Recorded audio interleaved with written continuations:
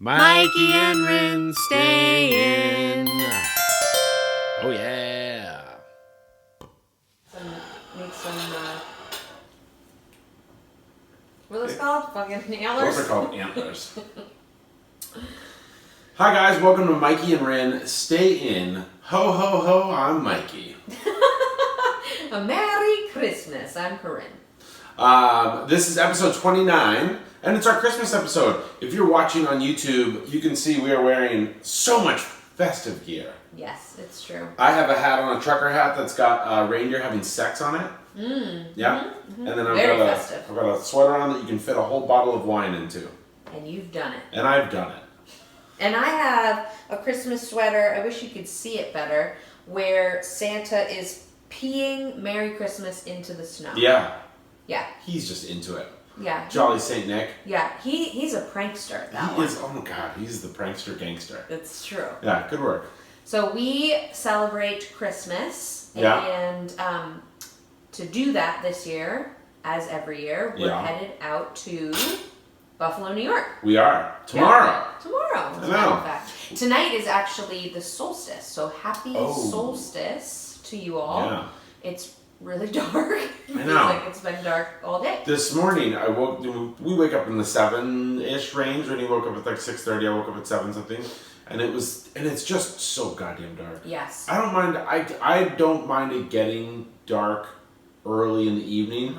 I mind it being dark in the morning when I get up. Yeah. Like I would rather, like if I could get up at, like if the sun came up at 5:30, I would get up at 5:30 every day. Like I just want it to be, it makes me feel crazy when it's so dark. I know. Yeah. It's intense. Yeah. Well, and us in the Northwest too, we're a bit grayer than a lot of places. So yeah, it's also like we're going through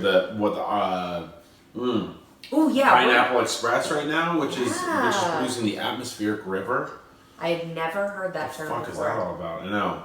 It's super wet here, and it's also hot. It's like 60 degrees out. Yesterday was 60 in Portland and rainy, and it's, December 20th. So, do we want to do, you've got some Christmassy stuff. I don't really have, none of my shit's really Christmassy. That's okay. Well, let's talk about, now that my mouth is full, and I know that you all wanted to really hear me chew. Yeah, it's so gross. We've been talking about how gross that is on the show now. You missed it last week. Ooh, Carissa. Yeah, she was so rad. With Carissa. I know. She's wonderful. Her story was wonderful. It was cool because it was different than what we've been hearing before. I liked hearing that it was like, she like talked about her child kind of very little, which it was like, I kind of appreciated that because it was just kind of like, she was telling a different story about women's health. And those are the things that I think, I don't know, I want to hear a lot about on here. Yeah, and it was such an empowered place that she came from, and that she was talking about, like, I know that there's a connection between this traumatic brain injury that I had and me not getting my period. Right. And to sort of have that intuition and then seek out care that reflects that. Oh my God, and at 16. I think it's so cool. I still can't get over that. Because I'm 39 years old and I'm still like, ooh, around doctors, and kind of if they told me to do whatever, I would probably do it. Right. Yeah, that was another cool part, was her questioning the medications. Like, why do I need to take this? What's it going to do for my body? And if I don't take it, is it, like... Am I going to die? Exactly. Right. I know, that was awesome. She was brill. Yeah, love her. She's also like... I love everybody that's been on our show, but she was by far the best at social mediaing the whole thing. Ooh, like, we were barely done with the episode, and like already there was like 5 stories written on Mikey and Rinne Stay In, like Chris would being like, just on this show, it's super awesome, listen in, tune in. I was like, holy shit, we're not great at social media. So I want to take, I'm going to try to take some lessons from her and do it better. Yeah. So while Corinne is eating, I'll tell you about, we have a Eat Your Feelings meal tonight, which is these delicious biscuits that Rinne made. I wanted to do a little dress rehearsal for Christmas fair, because we're all going to gather at my sister's house, and if she had it her way, she'd prepare the entire meal for everyone. Oh yeah. But we're all descendants of Italians, and so we all fucking elbow our way to the kitchen in order to provide food for people. Totally. So I'm gonna do these biscuits. I wanted to make sure of how they came out, but they're freaking delicious. Biscuits are not an easy make. They're, I don't know, I've fucked up a lot of biscuits in my Well, life. and especially a grain-free biscuit. Oh yeah, totally. We will link the recipe for sure. But basically it's a combo of almond, coconut, and tapioca flours. And they came out perfectly biscuity. Like, they're not too dense. They're nice and flaky, mouchade in the middle. Yeah. Totally. So. I love them. I know. It's a pretty good eat your feelings snack, too. Well, biscuits are one of those things where I feel like you can shame eat a biscuit. Yes. Like, biscuits are kind of like... How do you shame eat? How do I shame eat? Yeah. With a biscuit? Yeah, I mean, what do you mean shame eat? Well, I think, like, the reason that I love alcohol is that alcohol is good for when you're happy and good for when you're sad. And biscuits, I feel like, are the same thing. Like, a sad biscuit, like, you're feeling down, whatever, you get a biscuit, you put so much butter on it, you get biscuits and gravy, you get whatever, and it's like, wow, this is exactly what I needed. And then a happy biscuit, it fills the same role. It's there at all times. Yeah. And I think a lot of food is like that. Cake can be like that. Sure. Spaghetti, crackers, salad. But biscuits especially, I think there's a naughty factor to them. Yeah. And then, but you can kind of, I don't know, you can like dress up a biscuit that makes it kind of less naughty. Yeah. But then you can also go super naughty, like put sausage gravy over the top of it. That's right. Or like stuff it with cheddar cheese and melt ham and yummies all over it. And yeah, it's good. It's super good. Yeah, biscuits are deep. I find them deeply comforting. Oh, totally. And so I'm happy to have found this grain-free recipe that I would love to share with you. So to share more about our world, so Rinne had her procedure a while ago, and we are getting to the point where she is getting all healed up, and things are wonderful. And like we said last week, we're gonna be, or maybe 2 weeks ago, we're gonna be getting back on the bone train. The ho. Oh, no, I was gonna do something else though. The bone. Yeah, something. I don't know. Back in the bone zone. Yeah, but we're gonna start trying to make a baby again, which is so fun. Oh, I had another semen analysis. Yeah, tell us about that. So obviously I was super worried about hot tubbing and dumb hot ball decisions that I made. And it turns out that nothing changed. Like, things actually went up a little bit positively. But for the most part, like, things were kind of like, just haven't changed. So I'm sitting in a hot tub right now. You guys can't see it, but I'm bubbling away. Just stewing those balls. Just stewing. And I'm smoking marijuana and drinking Gatorade. Mountain Dew, that's what it is, yeah. Probably Gatorade too. Yellow number 5. But yeah, that was good, because I was nervous about it. I must say that I was like, what a dumbass if excuse me, burping. If I fucked the whole thing up, and Rinne has been like doing all the things and having this scary surgery and all that stuff, and then I decided, I'm gonna go hot tubbing a couple times, and then it was like, we can't have a baby. Ugh. So all good, which is great. Yes. And still doing all my supplements, which I think is great, because it's like they can't hurt, and they've been helping, I think. I mean, you had an increase in a couple of key areas. So yeah. That's good. I think the count couldn't go up much, because it's kind of at the upper limit. Otherwise, I'm going to crowd those fuckers in there, so you don't want to do that. It's going to be like a nightclub fire. Oh my god. Oh, too soon. But yeah, so we're going to start it up. Yeah, I know. That's all. We only listen to the Rolling Stones when we have sex. It's true. So sexy. God, Mick Jagger. Mickey. Got those moves. He sure does. Yep. Moves like Jagger. That's what I was saying. Okay. Mick Jagger got me all hot and bothered. I know. I got a little take in there. Do you want me to start, or do you want to start with things? I'm going to start. Do it. So, friends, I have for you a bindle of the week this week. So every week when Mikey and I don't do an interview, wow, we clank the fucking plates around, eat on camera and microphone, and then also we try and do something useful. And one of those things is a bindle of the week, which is how we're looking to save money in preparation for an expanding family.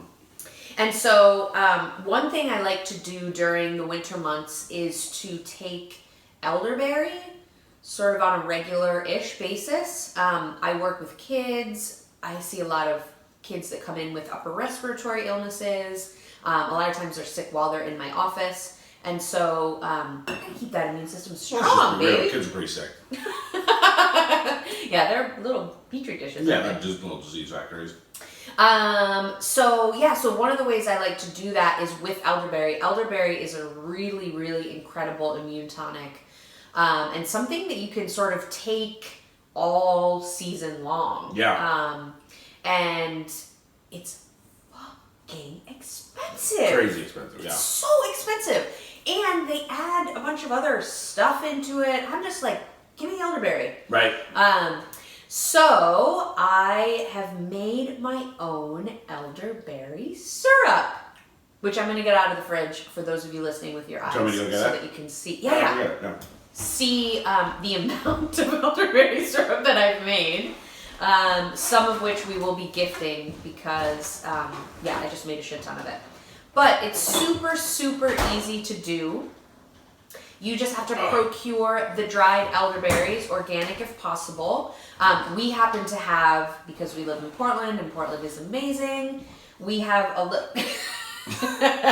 Mikey is delivering it in his stocking sweater. Thank you. In my stocking, in my sleeve, in my sheath.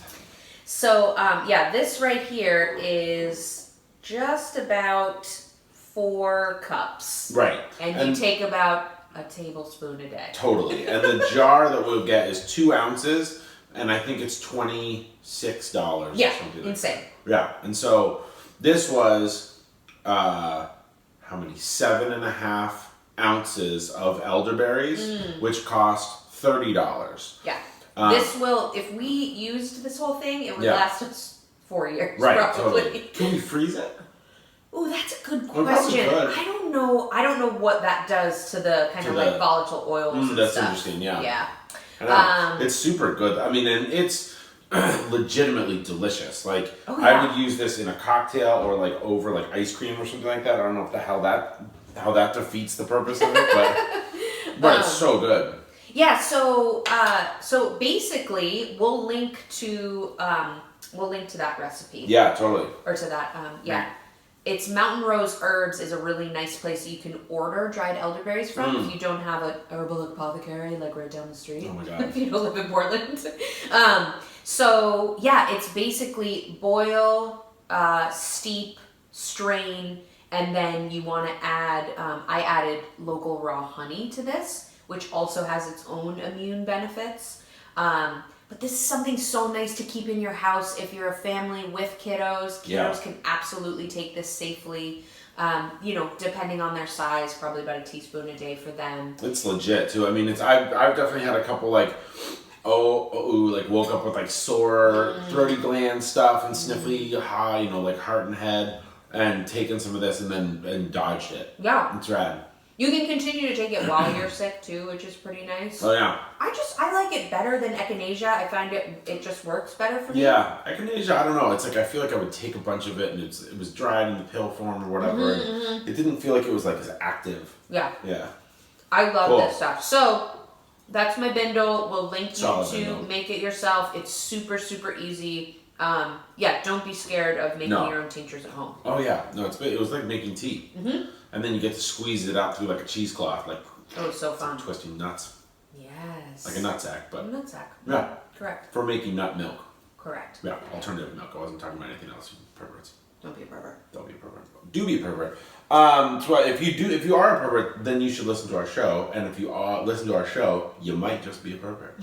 So my bindle of the week is about shopping. So pretty sure I haven't talked about this on the show before, but yeah, my early onset dementia has really been causing an uproar in the Mikey and Rinne stay-in world. So, but when you're shopping at the grocery store, the thing that I love to do, and stop me if I've said this before, but there's a little part of the UPC code in the front of on the shelf that shows you. So there's the actual price, and then there's a little thing that says a certain amount of money per ounce or per gram or per whatever. Yep. And so if you're looking at honey is kind of a good example, or like jelly or eggs, any of these things, you can literally see like, this is going to be the cheapest, this is going to be the best for my money because it's 41 cents an ounce. Like avocado oil, I was buying avocado oil yesterday, and there was an organic one, and there was then a non-organic one, and then an all-natural one or something like that. And it turned out that I think it was the organic one was the cheapest for whatever reason, but it was in a weirdly sized container. But so it was like, it looked like it was the most expensive, price-wise. But then if you actually just dialed out, the amount of ounces or whatever to the cost, then it was great. So my bindle is check the price per ounce or the price per serving. Yes. Most like Kroger stores always have it. I'm pretty sure a lot of the like Whole Foods. All stores have it. I think they have to. Yep. And it's kind of a truth in advertising, truth in pricing sort of thing. But it's really awesome and super helpful for like if you're choosing between kind of what would otherwise be relatively equal products. You can look at just the price per whatever the delineation is. Sometimes it's grams, ounces, whatever. Yeah, that's a good call because I often get swayed by, this is just cheaper. I'm going to spend less money now. Right, yeah. And this is where I'm a huge fan of buying like in bulk. Right. Like we don't shop at Costco necessarily. Not that we have anything against it, but we just haven't been. But I like to buy like a lot of things when it's something that we use a lot. Yep. Like I have a toothpaste from Trader Joe's that I buy. I think I bought 10 of them or so, maybe 9. And I don't know how long you guys take to go through a thing of toothpaste, but I go through like maybe one a year. He doesn't really brush his teeth, so. Yeah, I don't believe in that. Yeah, just swish around Coca-Cola in my mouth. But I'm never going to go, like, I don't know why I buy that, you know, like that. But for things like olive oil or whatever, it's like, yeah, man. If I can get a good price on it, totally. We should probably join Costco again. Oh, yeah? I don't know. I don't even know where it is. I have no idea. Oh, it's by the airport. Oh, okay. Pretty inconvenient. Yeah, that's not super But for some stuff, it's great. Yeah, totally. So that's my bindle. I love it. I love it. Me too. And I don't think you've done that one before. Oh my God. It's not ringing any bells. I was bells. literally thinking about it, and I was like, I've told friends about it. Yeah. And so I was like, shit. Because like basically our podcast is just telling friends about stuff, That's right. Yeah. Hi, friends. Talking about peens and vagines and how to save money on things. That was really well done. Yeah, I know.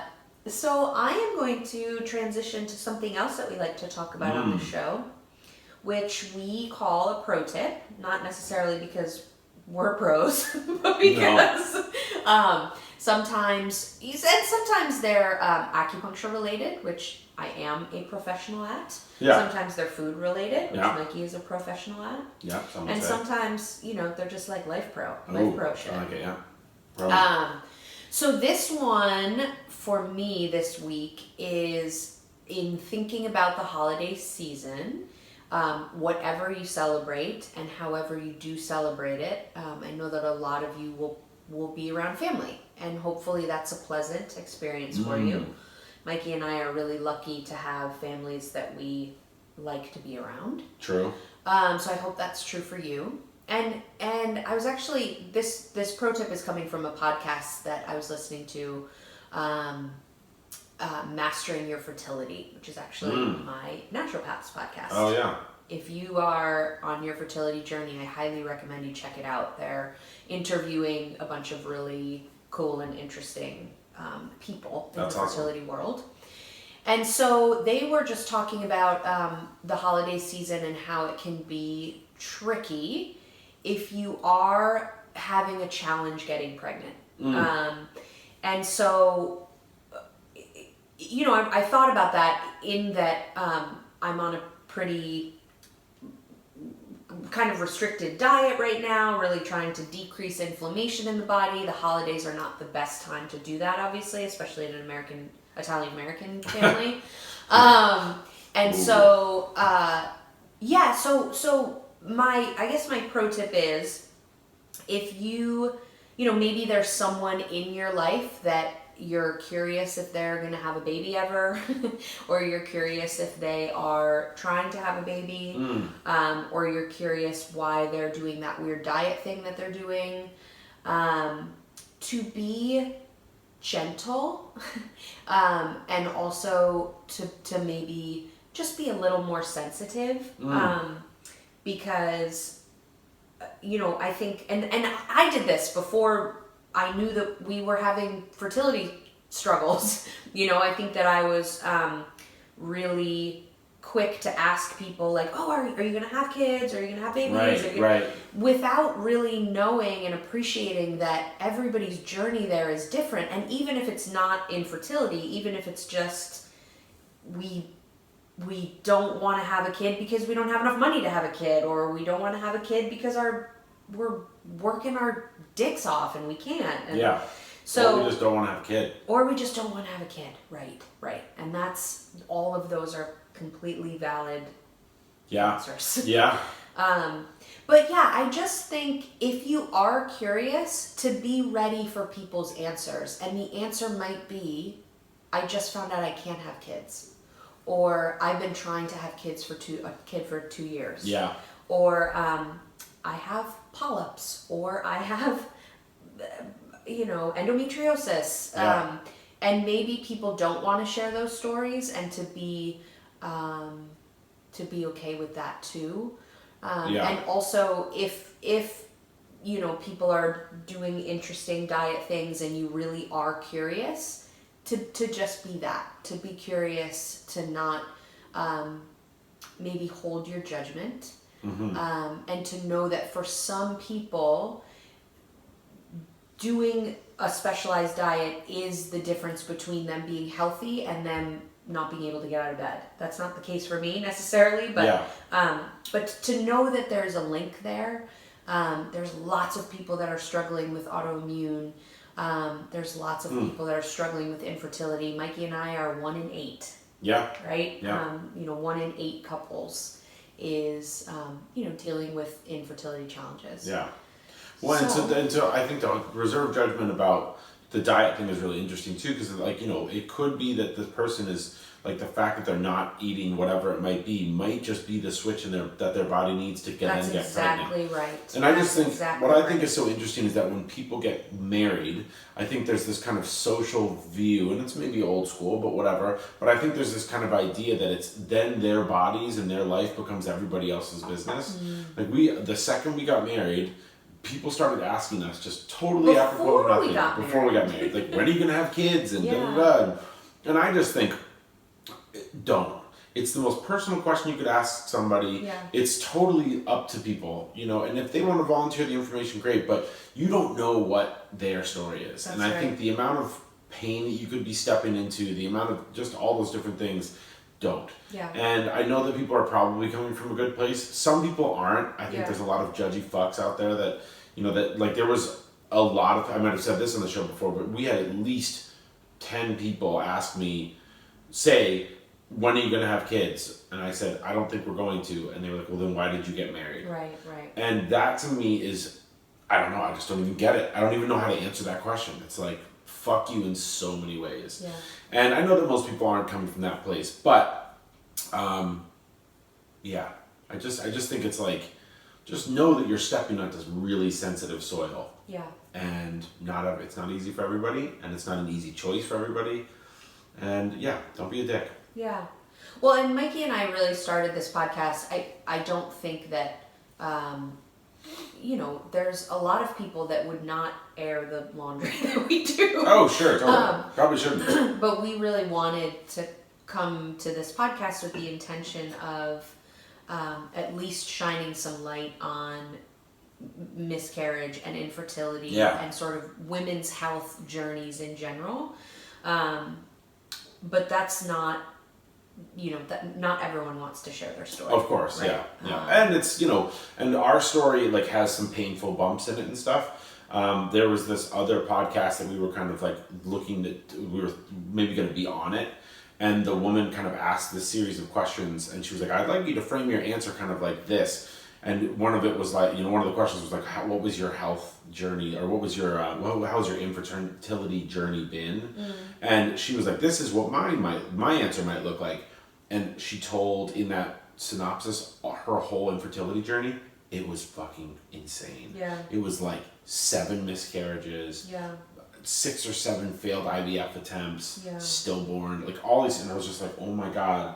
And so it's just like, to paint with a broad brush and say, oh, infertility, like our version of fertility is ours and it's hard, but it's also like, it's not that. Right. And there's no judging, there's no like competitive nature in any of it, but yeah, man, I don't know. It's just like, be really graceful in the way that you talk to people about these things, because it's just, I don't know. It's just another way I think of that women are kind of incidentally shamed too. You're shamed if you do have a baby. You're shamed if you're not parenting right. You're shamed if you're infertile. You're shamed if you don't want to have a baby. And the man, I can kind of get away with a lot of that shit because it's just, I don't know, baked into our culture. But right, yeah. So that's it. Be gentle, be easy with yourself and with others. My pro tip is just as serious and profound as this. We need a balance sheet. I know. The yin and yang of Mikey and Rinne stay in. That's true. So my pro tip is actually about cooking. Ooh, good. Yeah, it's an oil story. Oh, great. So one of the best ways to store things is in oil. And so one of the things that I just did recently was I cooked a bunch of leeks in so oil. Good. Yeah, and so just slow simmered the leeks. I chopped them up into little ribbons and then slow simmered them like until they were like just cooked. So like not very long. Then I let them basically cool on the stove and I put them into like an airtight container, put them in the fridge. And then I would just scoop out a little bit when I would be cooking and just throw it in with stuff and it was super yummy. Mm-hmm. Another option you can do with things, this is like garlic, you can do it with tomatoes, you can do it with onions, kind of any sort of aromatic thing that's delicious, herbs.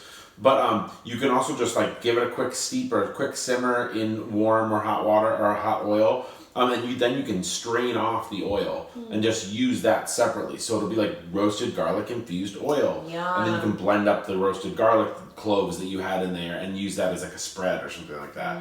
Or you can like fry some rosemary in oil like on a really low temperature and then use the rosemary for things and then use the oil as a rosemary scented oil. So it's just an easy way to like preserve things as well as make two delicious products at once. So I love that. Yeah.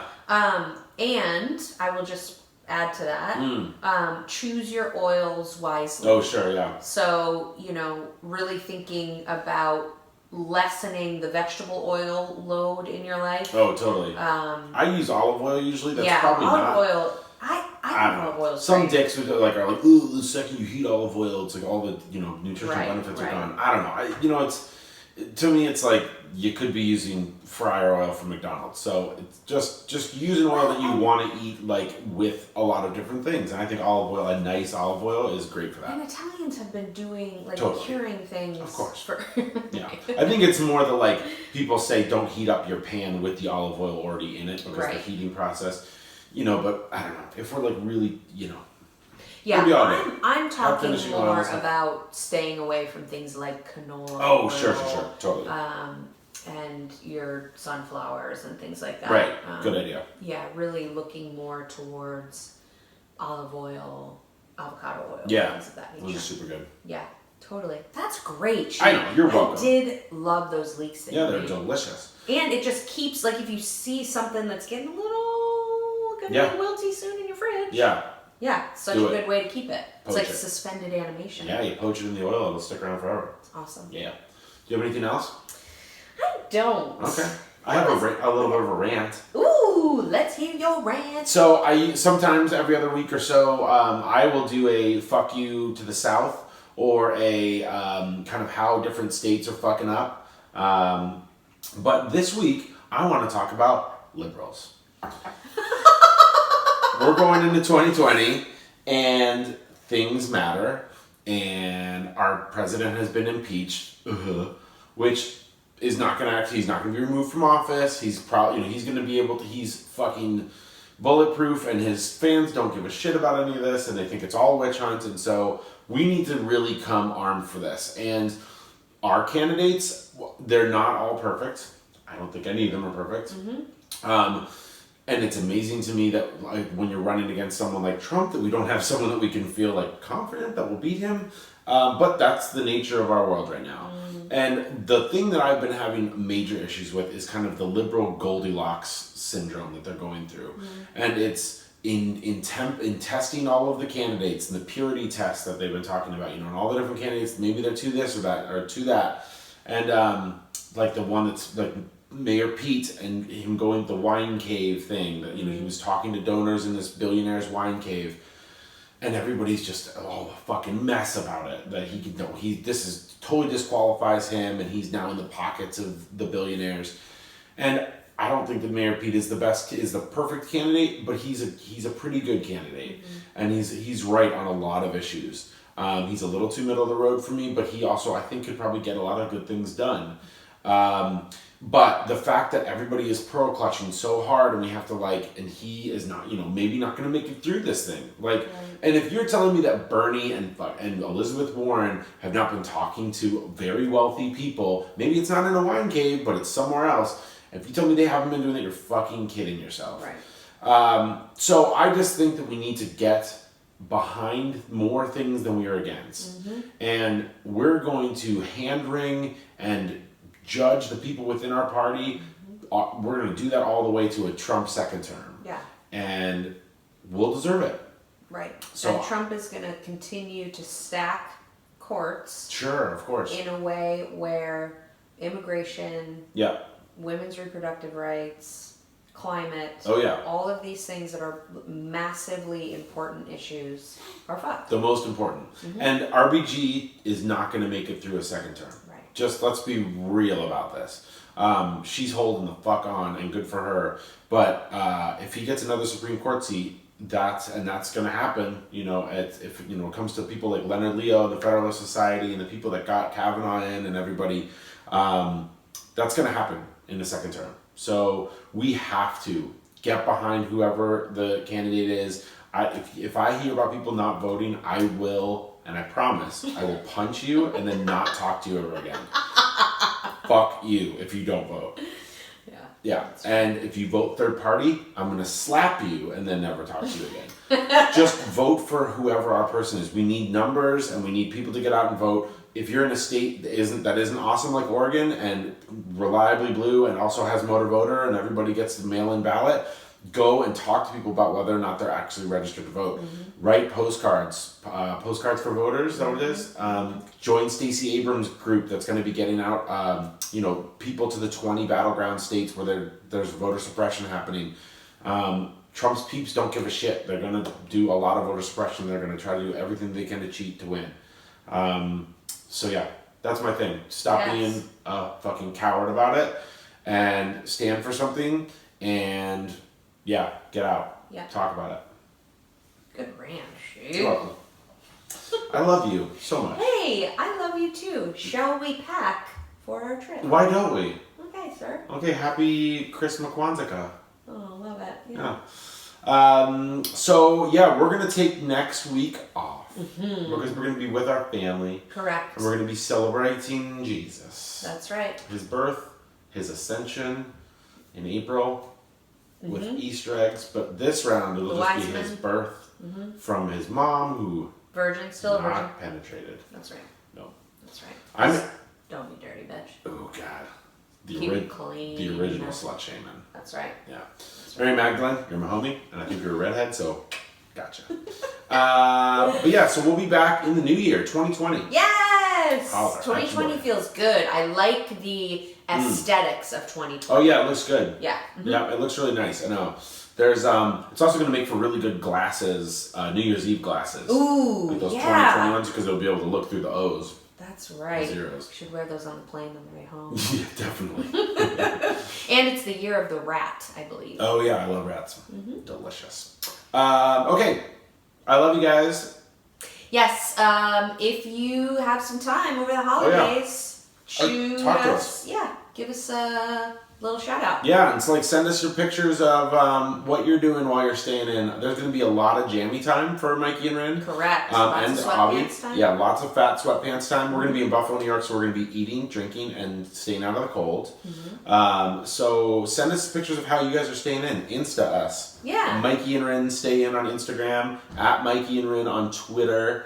Let's eat at mikeyandrinnestayin.com if True. you'd like to send us an email. Yeah, you can text me 720-474-1947. 6. That's the wrong number. See? Oh my god. I gave the wrong number. So weird.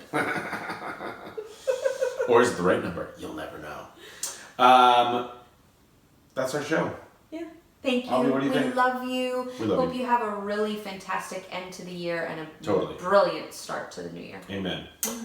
So for Mikey and Rinne Stay In, I'm Mikey. And I'm Rinne. And tonight, we're gonna stay, we're gonna stay, we're gonna stay. Oh, there you go. We're gonna stay, we're gonna stay, we're gonna stay. Hey!